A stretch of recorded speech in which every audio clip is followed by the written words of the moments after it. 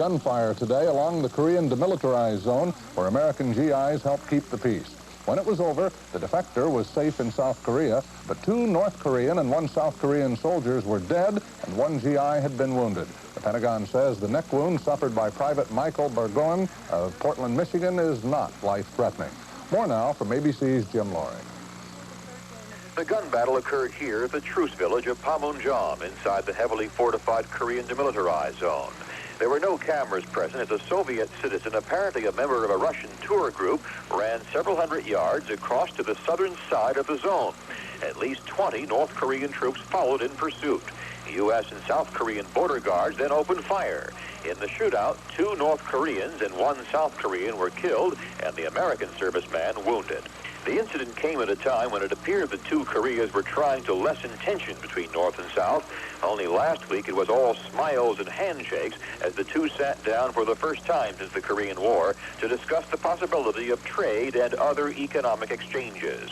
That session was followed this week by Red Cross meetings aimed at reuniting some 10 million families separated since the war. Despite the meetings, though, both sides have charged that the other is talking peace while preparing for war. American military sources report recent redeployments of North Korean armored units closer to the DMZ. Nevertheless, tonight, South Korea sought to play down today's shooting. The Seoul government calling for a meeting here at Panmunjom to discuss ways such incidents can be avoided. Arms negotiations, many considered it a sign of new flexibility from the Soviets. That's because the preliminary talks will begin while U.S. medium-range missiles remain in Europe, despite Soviet demands for their removal. As ABC's John McWethy reports now, some Reagan administration officials also are pushing for new flexibility. The American position on strategic nuclear weapons, land-based ICBMs, missile-firing submarines, and long-range bombers is one area in which some U.S. officials feel there is room for major change. In past negotiations, the Reagan administration has insisted on deep cuts in the most prized part of the Soviet Union's arsenal, its SS-18 and SS-19 nuclear missiles, with the U.S. taking virtually no cuts in its greatest strength, missile-firing submarines. There are indications now that the Reagan administration may soften its position on these strategic nuclear weapons as an incentive for the Soviets to return to the bargaining table. In space weapons, an area of deep concern to the Soviets, officials say it is likely that Schultz will offer to go along with the Soviet proposal that both superpowers stop testing their anti-satellite weapons once talks get underway. I think there is a growing understanding in the White House. You have to talk to the Russians from the position of strength, but you also have to talk to them. Strength alone would not accomplish what the United States wants in the relationship with the Soviet Union. Baby Fae, the little girl who was implanted with a baboon's heart. The father's identified only as Howard, Baby Fae's mother only as Teresa. And their story of what led to the operation is in the latest issue of People magazine, which hit some newsstands today. They say they were fully informed of the nature of the operation, saying if God had not wanted this to happen, she would never have made it through surgery. And, said her mother, I never had any doubt that we had done the right thing. How can it be wrong to try to save a little girl's life? The latest government figures now show nearly 7,000 known cases of AIDS in this country. Almost half of those who've contracted AIDS already have died from it. Having followed many of the individual cases, the Center for Disease Control also reports that the number of people with the disease is doubling every 6 months. Those are, we should stress, known cases of AIDS. As George Strait reports, the fear is that the number could go much, much higher. Side residents in Palm Beach, Florida, as Cheryl McCarthy reports. 2 days of heavy rain and winds battered Florida's southeastern coast, creating waves up to 12 feet high, lashed by 50-mile-an-hour winds. This Palm Beach pier was one casualty. This Venezuelan freighter, the Mercedes One, was another. It was stranded when its engines failed Thursday, and heavy winds sent it crashing into the seawall, only a few feet away from a swimming pool in a posh resort. Today, Coast Guard officials rescued the 12-man crew, but the ship remained lodged ashore. Flooding throughout West Palm Beach drove hundreds of residents from their homes and submerged this trailer park. For some frustrated residents, this was the second time in 2 years. They took us out in a boat the other time. My wife and I, everybody. I think I'll move. Get the hell out of here.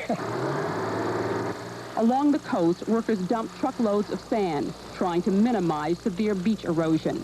The National Weather Service says the storm is moving east over the Bahamas, and the rain and wind is expected to let up tonight and tomorrow. CNN's Mark Delmage looks back at the Clark case and what doctors learned from it. It was just about 2 years ago, December 2nd, 1982, when doctors at the University of Utah implanted the first permanent artificial heart in a human. Dr. William DeFries led the operation. The plastic and aluminum heart was developed by Dr. Robert Jarvac. The patient was 61-year-old Barney Clark. Clark, a retired dentist, was considered too old for a human heart transplant, and bypass operations were out of the question because his heart condition was too severe.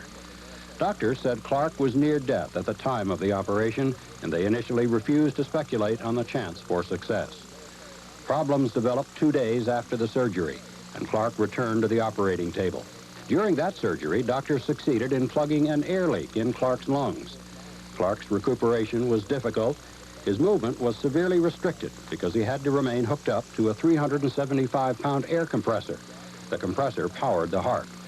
Clark grew stronger for a time, but then complications set in, and he died 112 days after receiving the Jarvac heart. Doctors spent months studying the data they had obtained, and they said they learned the artificial heart could and should be tried again on another patient. The Coast Guard has rescued all 12 crewmen from a disabled Venezuelan freighter that was crashing into a crumbling seawall at Palm Beach, Florida. The ship lost all power Thursday when it came into port and to pick up cargo. Then heavy seas began pushing it to shore.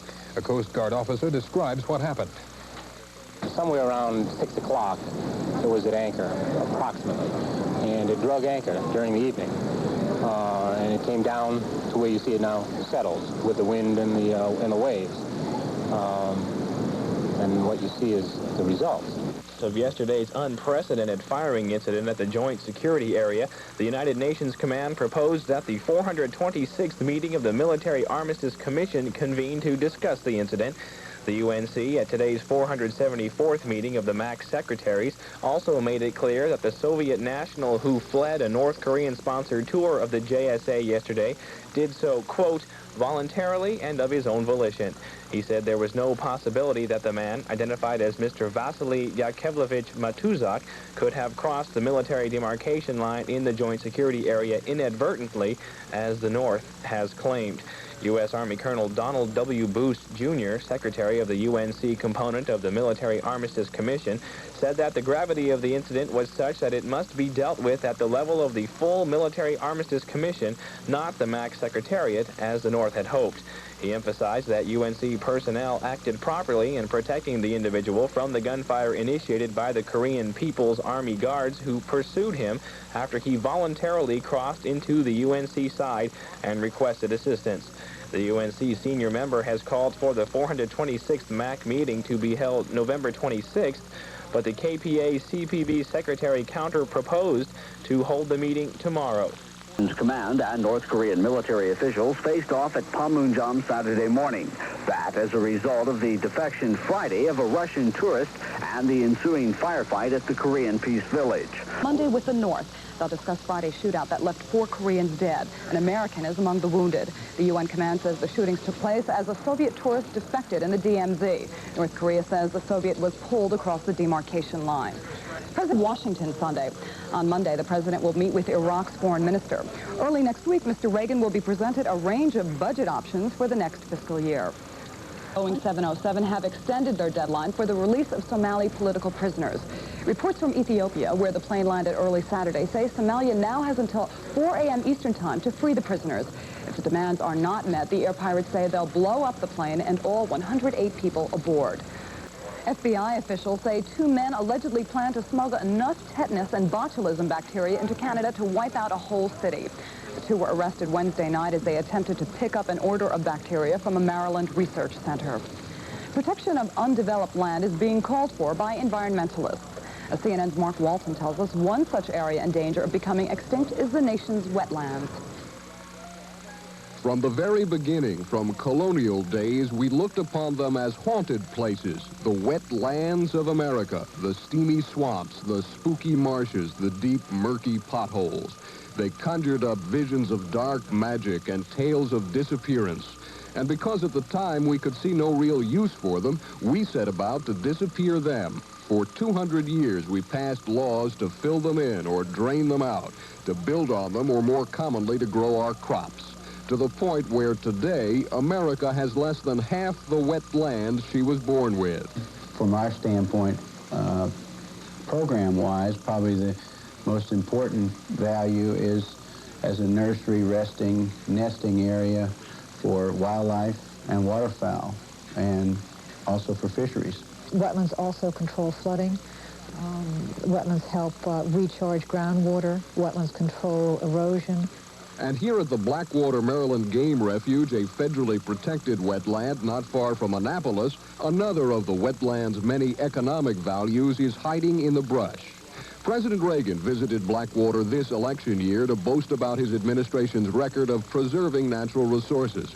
But environmentalists say from the start, the Reagan policy has been to further roll back wetland protections, as if to say, somehow that permitting program was interfering with industry's ability to develop.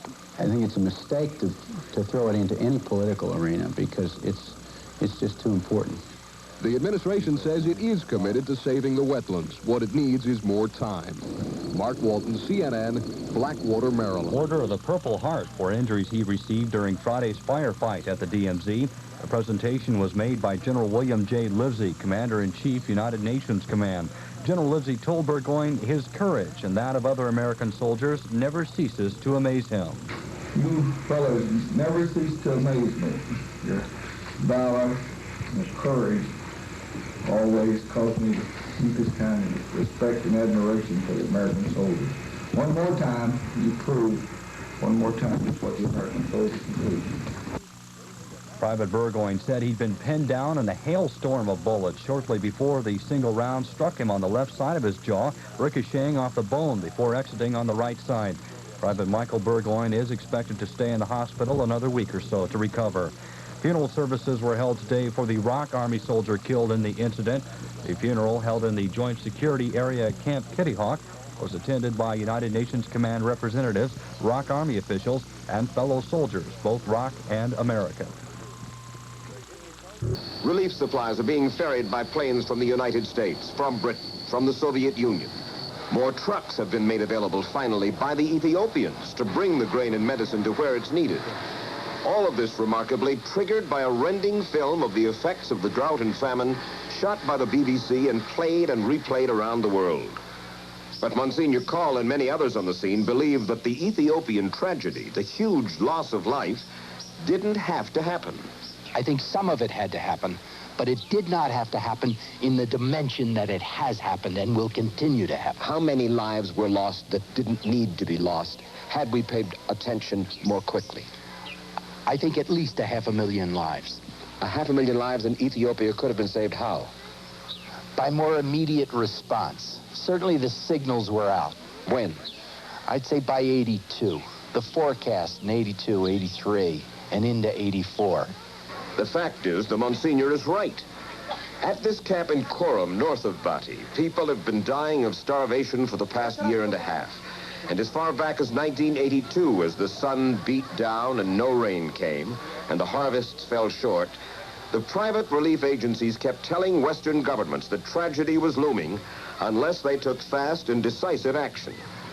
Appeals from the United Nations, according to the Secretary General of the UN, Perez de Cuellar, got a pitiful response. For 2 years, your organization has been saying to the world, Ethiopia is in trouble, hundreds of thousands, conceivably 1 million will die. Nobody paid any attention. Question, why? Well, that I think you should, my dear friend, turn to the member countries, not to me, because I made the appeal. Unfortunately, because of bureaucratic reasons, I don't know why, but the reaction is always too slow. And now we are faced with a situation of emergency. And then I don't know what happens, but I mean, we react to tragedy, and we are unable to prevent the tragedy. Of course, of all the donor countries, the U.S. has the largest grain reserves. We are, or we can be, the breadbasket for people like these. But the U.S. government was slow to act. And though Washington maintains it's not so, plainly Cold War politics did play an important part in that sluggishness. For Ethiopia's Marxist government has been hostile to the United States and a warm friend to the Soviets. So aid to Ethiopia was hardly popular in Ronald Reagan's Washington. You are a Catholic, Monsignor. This is a Marxist country, and you know it's awful to think about. There are those who say, why should we help these people, these Marxist-Leninists, who have said, whose leader has said very, very bad things about the United States of America. Do you think that that child is a Marxist? Do you think that these people here care about communism or democracy or anything? I mean, what is their crime? The crime that they were born here? We can no longer continue to use food as political weaponry. It wasn't just the Americans who failed to respond. Two British MPs, members of Parliament visiting the camp at Coram, told us how for months they too had been trying to get their government to do something. July 83, I put in a very strong plea that there should be more aid, and, you know, the ministers, well, there were all sorts of excuses, but nothing. John O'Shea is an Irish relief worker who for a long time has tried to waken his people and the big powers to Ethiopia's torture. Well, my own humble opinion is that neither the big powers, America or Russia, care a damn about this place. It's just sinful. And I'll tell you, nobody should feel anyway proud of what they've done here or what they haven't done. It's appalling. It's absolutely appalling. Make you sick. Make you sick. But the fact is, Monsignor, that food and politics are intertwined because it's the governments, by and large, that have to give these huge sums of money. Mike, there's no doubt about it, but you take our own government. We have a thing called Public Law 480, and it's the desire of the American people to set aside large quantities of food to be given away to the poor of the world. Right. Now, I really believe, after spending several years visiting the death houses of the world, that cache of food, that quantity of food should be taken out of the hands of the government. That some kind of private, non-political, sensitive group should be able to determine the where and the when and the how that food goes. But you know that some of our politicians keep saying food is a weapon, food should be a weapon. You know that. Then you will have this. People who think in those terms are executioners. But the Ethiopian government itself, despite their poverty, spent at least $100 million earlier this year to celebrate the 10th anniversary of their revolution. They are billions of dollars in debt to the Soviets for planes and weapons, while for their part the Soviets have given them little food aid previous to now. Meantime, the Ethiopians have a big problem with population control. You know that they say that the birth rate in this country will double the population, which is now 40 million, 42 million, in a period of maybe 20, 30 years. Well, I think probably quicker. I don't know, I'm not sure, but I think the world population in general is doubling every 10 years. Well, then if that is so, how in the world can this problem be dealt with? Well, it's a commitment to family planning on a very massive scale. It's the primary consideration. Another primary consideration, Ethiopia's land, overworked, abused for centuries by its people. This is the problem. In Ethiopia and through so much of this part of Africa? Through most of sub-Saharan Africa. If we can do what others have done, if we can bring irrigation, if we can bring agricultural know-how, and we can make these hills alive with green. It is not just governments that must share the blame for what has happened in Ethiopia. It is the press as well. If it was BBC television that finally focused the world's eyes on the Ethiopian famine, the American press, with few exceptions, had mainly ignored the developing story for the past 2 years. Indeed, 60 Minutes had considered a report and failed to follow through. I just think we're so caught up in developing such a superior lifestyle that we just fail to recognize that this is the reality of better than 2/3 of the world. And until we stop thinking that way, then we're going to go through this, and you're going to be back here year after year. Yes, but you, for instance, you have committed, the Vatican has committed you, I guess, for a year here. At least, yes. We're going to go. So many others from the West are going to go. There's going to be another disaster, another sensation, something that is going to take our attention away from Ethiopia. You know the President of the United States? Yes. Tell him what you've seen. Ask him, would he please, just in our own case, in the case of Catholic Relief Services and Church World Services and Lutheran Federation, would he please guarantee us the request for food which we've asked for the people of this country? You know, when we see this tormented situation and think of the millions of people affected by it, I guess it was about maybe 6-7 months ago, I was at Auschwitz.